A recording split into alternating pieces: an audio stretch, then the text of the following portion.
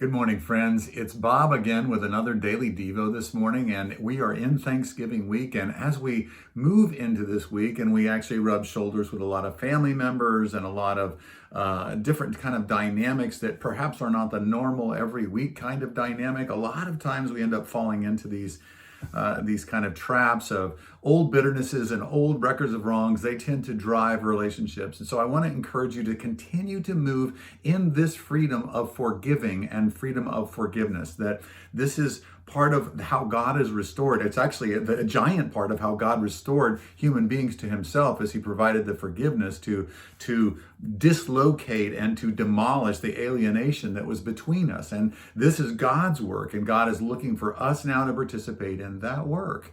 So we receive forgiveness and we forgive. We receive forgiveness and we forgive. That's part of how God has said, this is how it works. This is part of what it means to follow me. And as we move into this Thanksgiving week and we move into these relationships that might actually we might even be looking at Thanksgiving Day as, oh gosh, I'm just sort of in dread on this whole thing because I'm going to be, dealing with X person or Y person, or this is always happens with this, or that always happens with that. And so we actually end up bringing all of this stuff into our holiday celebrations. And I want to just draw a little bit of a dotted line. It's actually not very much of a dotted line. It's actually a straight line. But from Matthew 18, we did read that. I read that to you in terms of when Peter asked, how many times should I forgive? Jesus tells this parable of the unforgiving servant and says, this guy who's been, forgiven at the level of the entire national debt of Israel, he's been forgiven that by his master, and now he's not willing to even forgive another person a day's wage that owes him money and the whole thing, and the recompense that ends up coming because of that. Well, what's interesting is that at the end of that it says that deliver him over to the jailers or to the tormentors, that until he's paid off the whole debt. And that is to say that when you and I withhold forgiveness, when we stew in our own juices, when we allow bitterness and resentment to have a place within us voluntarily, what ends up happening is we invite a cycle of torment into our lives. I think I've seen this happen over and over and over again, where we have these things that go on in our lives, these kind of torments, these kind of revisiting things. I've seen people that, they can't sleep, they got back pain, they have all these different kind of things. There's one broken relationship after another, because there has not been the forgiveness that needs to be there. And so this forgiveness, the lack of, or the stubborn unwillingness to forgive, actually places us in a position where torment actually has unabated access to us. And that's not the way that the Lord has designed you and me. He doesn't want torment coming, but we voluntarily participate in the torment by refusing to forgive. And so we must forgive. What kind of torment have you experienced as a result of stewing in your own juices, of nursing a grudge? Oh, I've been hurt so badly. What kind of torment has come into your life?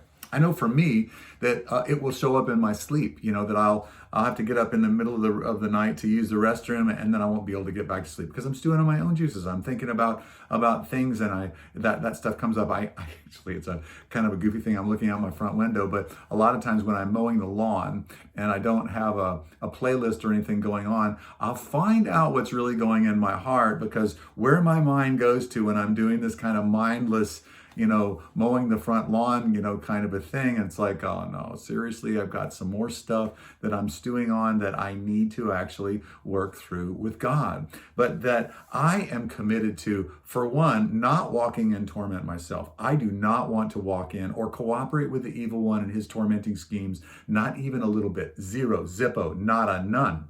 I want none of that. And I want to be an agent of freedom for people who are unawares walking in that kind of torment because of some kind of a dynamic that they simply don't know about. So I talk about, at least twice a year, I talk about the need to forgive, because I think human beings are such a high propensity to walk in resentment and bitterness and unforgiveness. And so with that in mind, I want to ask you just to survey your life a little bit. Are you sleeping okay? Do you got, sometimes it can show up in chronic physical pain or joint pains and different things like that. I'm not saying that all joint pain is that. I'm not saying that all sleeplessness is that, but I am saying that these things tend to work themselves out in real ways, in ways that are concrete. Do I tend to, just blow up relationships one after another? I have a string of relationships, one broken, another after broken. Am I having a hard time staying at one church because somebody says something and I just don't get over those things, and so I go somewhere else? That's a symptom of something else. And you and I are participating in the torment cycle because of our forgiveness, our refusal to forgive from the heart.